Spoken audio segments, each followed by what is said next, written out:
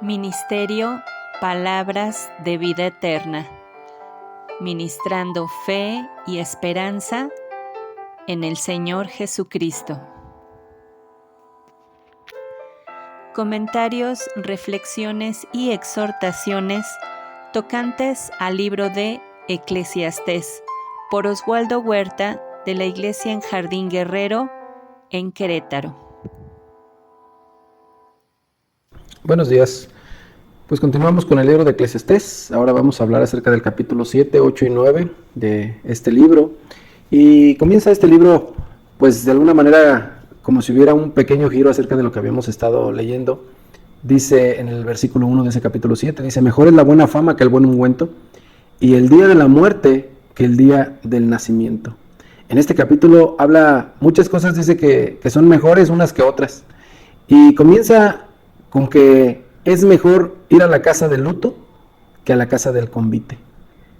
Mejor es el enojo que la risa. Mejor es oír la reprensión que la canción. Mejor es el fin del negocio que su principio. Mejor es el sufrido de espíritu que el altivo de espíritu. Y si tú ya lo leíste, seguramente pues algunas de estas cosas no te parecerá que tienen mucho sentido. Como la primera, mejor ir a la casa del luto que a la casa del convite. Mejor estar en un lugar donde hay una persona que falleció que estar en un lugar donde están de fiesta. No parece que es algo que nos gustaría, ¿no? Yo no creo que a nadie de nosotros le llame mucho la atención que le hablen y le digan: oye, fíjate que falleció fulano, te estamos invitando para que vengas, y diga: ah, sí, claro, me encantaría ir, no saben las ganas que tengo.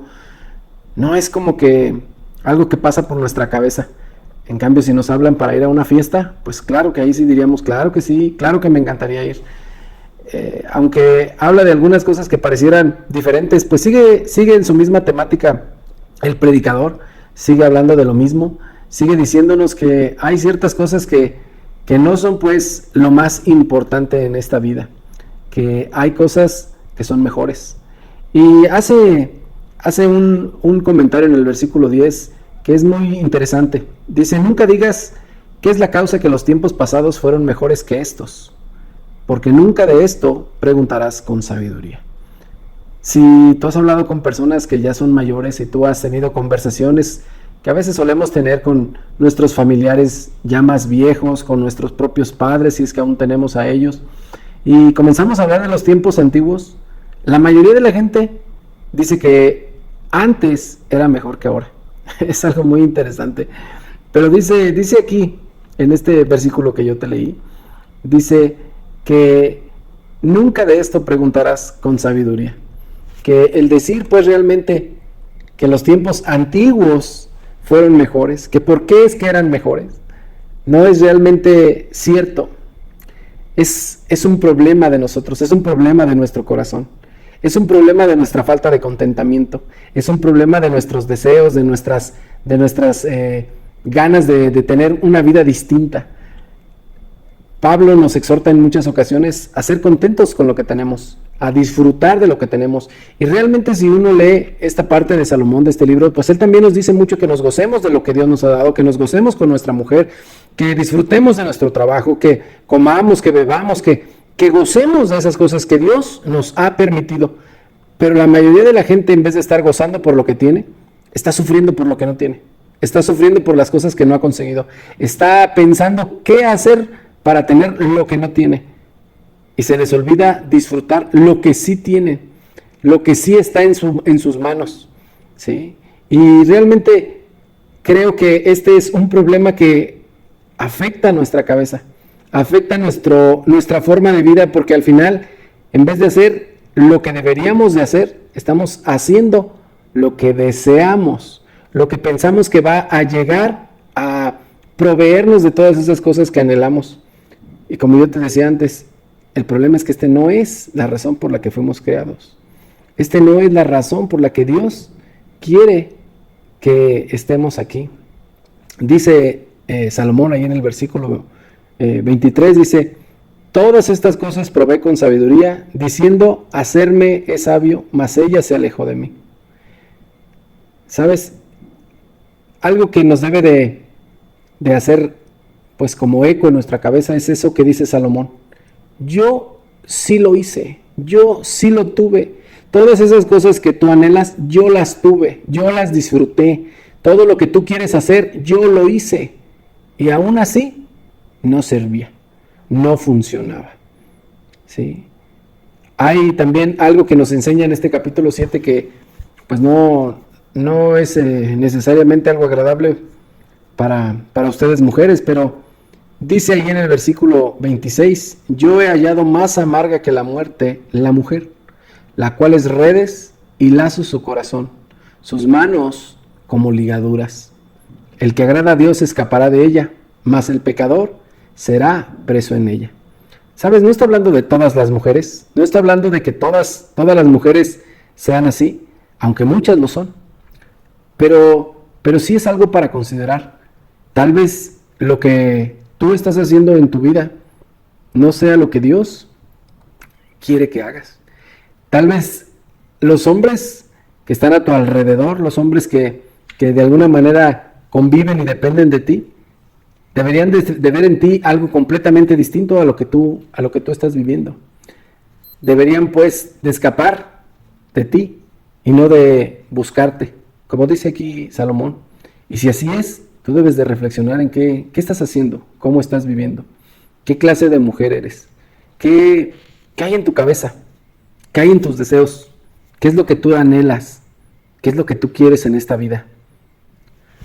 Porque eso es algo que quiere Salomón que nosotros entendamos, que lo que nosotros buscamos es lo que vamos a mostrar a los demás, es lo que vamos a manifestar a la gente. Dice en el capítulo 8 un versículo que también llamó mucho mi atención, que dice que no hay ningún hombre, no hay hombre en el 8:8 que tenga potestad sobre el espíritu para retener el espíritu, ni potestad sobre el día de la muerte. Y no valen armas en tal guerra, ni la impiedad librará al que la posee. Y esto es algo que todos lo sabemos, pero al mismo tiempo pareciera que nadie lo sabe. Nosotros no tenemos potestad sobre el día de la muerte. Nadie sabe cuándo se va a morir. Nadie puede decidir ni escoger. Y al final estamos haciendo como dice en Santiago, que vamos a comprar, en vez de decir si Dios permite.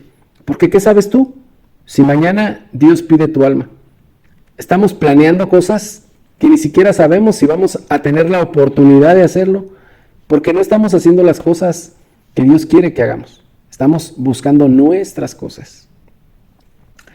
Dice también ahí en ese capítulo, en el versículo 8, en el capítulo 8, versículo 14, dice, hay vanidad que se hace sobre la tierra, que hay justos a quienes sucede como si hicieran obras de impíos, y hay impíos a quienes acaece como si hicieran obras de justos. Digo que esto también es vanidad. ¿Sabes? Es algo difícil a veces de entender, que alguien que viva una vida pues justa esté padeciendo cosas como si estuviera viviendo una vida injusta, y al contrario. Pero aún así nosotros no tenemos esa potestad, nosotros no podemos cambiar esas cosas. Nosotros, por más que nos esforcemos, no podemos, como dice un versículo, enderezar lo que Él torció. No podemos. Lo que Dios ha hecho para nosotros, al final es lo que Dios quiere que estemos ahí, en eso. Y no tenemos ni la autoridad, ni la potestad, ni la capacidad de cambiarlo.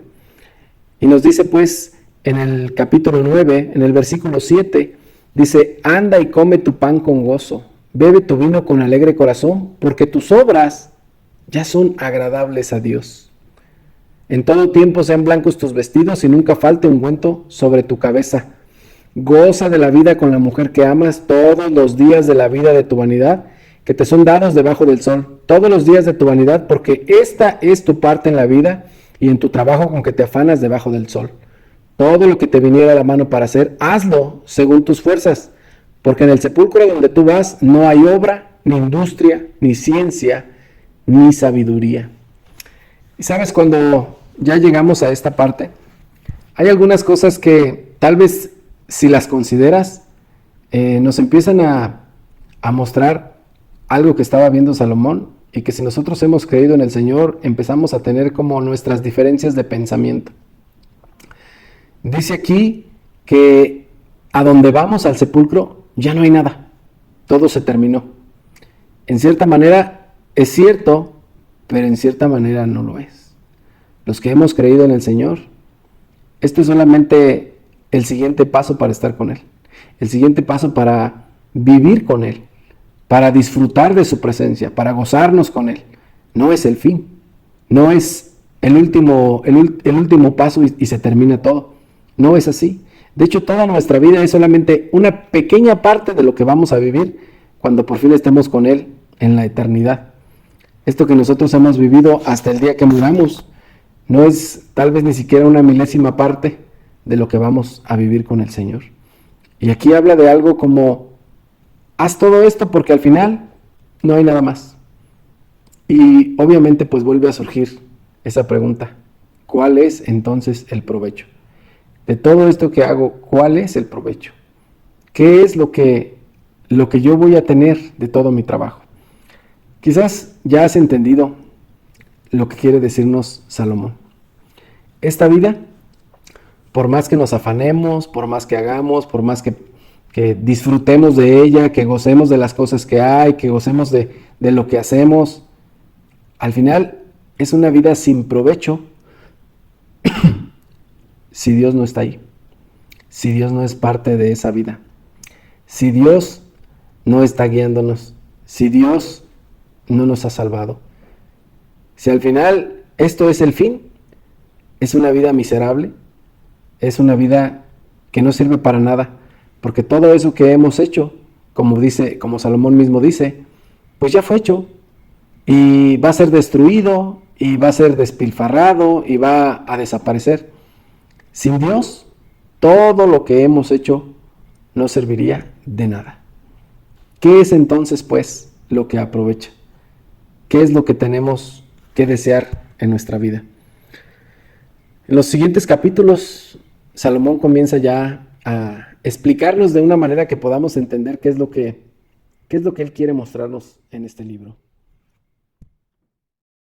Esperamos que este video haya sido de edificación y exhortación, y si te ha bendecido, compártelo.